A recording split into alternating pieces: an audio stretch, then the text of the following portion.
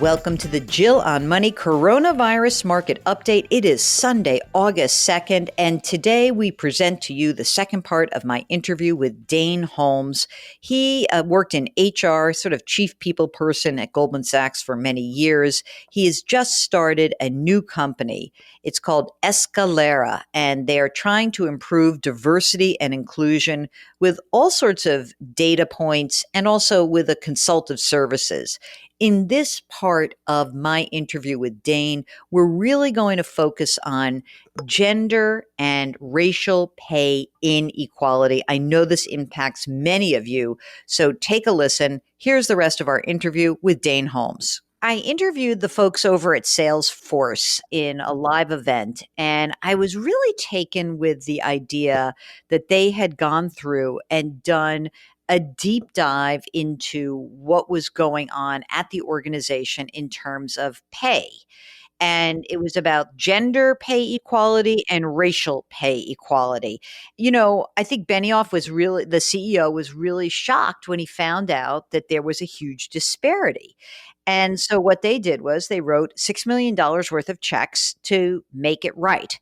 Is that an effective way to, on maybe every year, to go through and say, like, did we mess this up? Is that an effective way to manage the pay gaps that exist? Yeah, I think so. And I think, the biggest thing that I'll say is that there's no one silver bullet. And I think that is certainly part of the solution. Once again, when you're dealing with a systemic issue, there's challenges on all sides. I think that's a very important one. Another one, though, that I think is really important, which is a harder one, you have to have a multi-year strategy for, is taking a look at what are the highest paying jobs in your organization and see if they are diversely represented. So there's one thing about, hey, I have two people doing something similar. Am I making sure that they're paid fairly in those roles? But then there's the additional challenge of just saying, hey, when I look at the highest paying roles or job functions within my organization, do I have a diverse set of people in those roles? And the answer to that is usually no. And the solution to that is a multi-year solution. You're not going to suddenly, create them out of air, because there's a whole ecosystem that makes somebody a chief marketing officer, or, you pick the role, head of sales, and you're going to have to address the entire pipeline from point A to point B in order to address that issue. Okay, so Eskalera has this thing called the Inclusion Index, which, by the way, everyone listening, it's been trademarked. Don't try to steal it. So you're trying to measure what the performance of the company's diversity and inclusion efforts are. And then what do you do once you have those numbers, once you've measured that? What do you do with the information?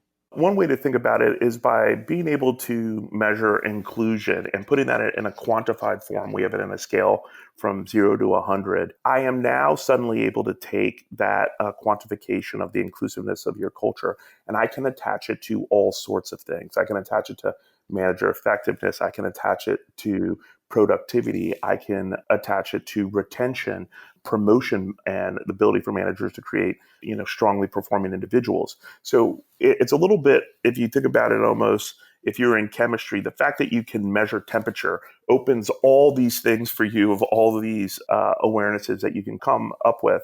And that's really what I would argue has been missing. That's the key unlocker. How do I have a way of keeping sustainable focus and investment on something? I measure it.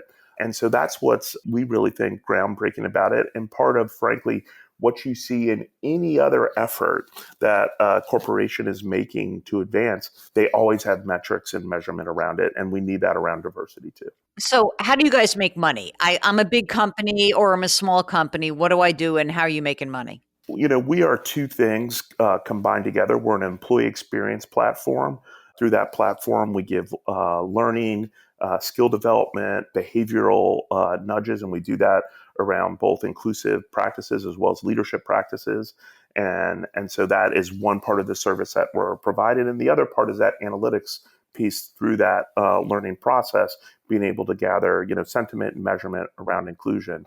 The nature of most of our contracts, we are done on an employee per head basis. And so people will partner with Eskalera, we'll work with them, we will educate, give knowledge and skills to their employees. Through that process, we'll also be able to give them deep insights into their organization around inclusion. And they pay us per head to do that, and that's how we make money. So let me ask you a question. You've now moved from big time corporate America into startup land, and you're also a CEO. How has that transformation felt for you? Yeah, so you got to. It's been great. I have to separate it into two pieces. Some of what I will say for some people would view as a negative, I found them as a positive.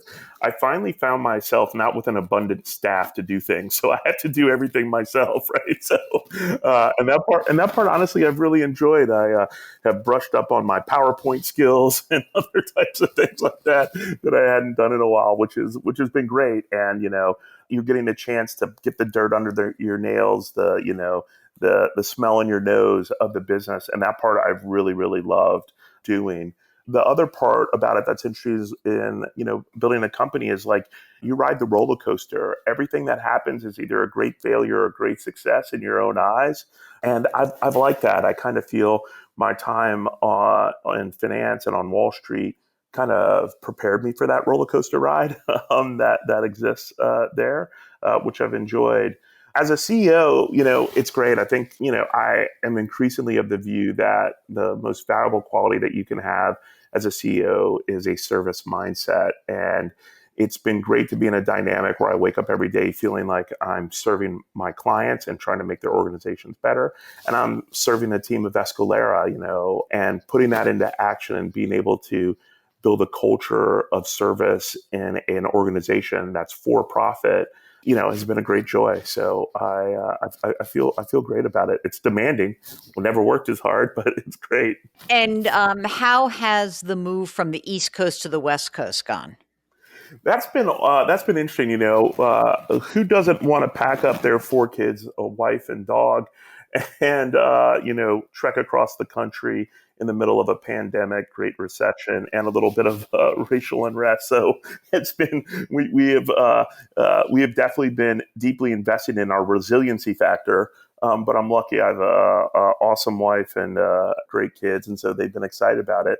The one thing that I will say, and this will be an interesting evolution as I spend more time here on the West Coast, it's a little bit of a different language. I do have to say that I think that sometimes the mindset on the East Coast, certainly New York, is a bit of a zero-sum game. It's like there's a pot to be had, and it's all about how big of a slice of the pie that you get. Whereas I found on the West Coast, it's so growth oriented. It's a little bit, 1+1=5. And I found that for me, very refreshing, invigorating, exciting. The question isn't, how do you do that with less? It's always like, what could you do if you had more? I love that I get to spend a lot of my time in the zone of like what's in the realm of possible, as opposed to, how can you do the most with the least? Dane Holmes, Eskalera, thank you so much for joining us. I so appreciate it and wish you the very best of luck and really wish you all the best. I hope you guys kick some butt and make the world better for diversity and inclusion in the workplace. Thank you very much, Jill. It's always a pleasure. And I love spending time with you. So thanks. Well, thanks so much to Dane Holmes. Check out this company, Eskalera, where culture fuels innovation. That's the tagline. If you have a question and you want to ask us, go ahead, send an email. It's so easy. Ask Jill at jillonmoney.com. And when you're on the website, you can do all sorts of fun stuff. You can check out the newsletter and you can buy the book and you can look at the different articles that we write every single week. If you would not mind, because it is Sunday and maybe you got a little extra time, would you mind, pretty please, just going to leave a rating or a review of this podcast, pass it along to somebody who you think could use it. And as always, wash your hands, wear your masks, maintain that physical distancing, do something nice for somebody, lift somebody up. We'll talk to you tomorrow.